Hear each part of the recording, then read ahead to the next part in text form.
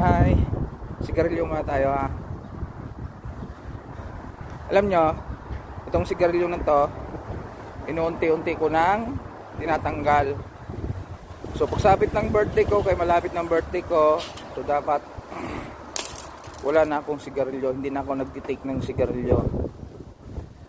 Yan yung isa sa mga bisyo na kinahanglan kong tanggalin o wag tangon sa akong kaugalingon, kay bukod sa magastos,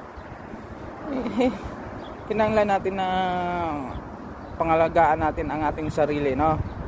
Kaya ito, pagsapit ng birthday ko, never na akong titikim nito. Kaya ngayon inuunti-unti ko na. Dati nagsigarilyo ako isang kaha, almost 2 days lang.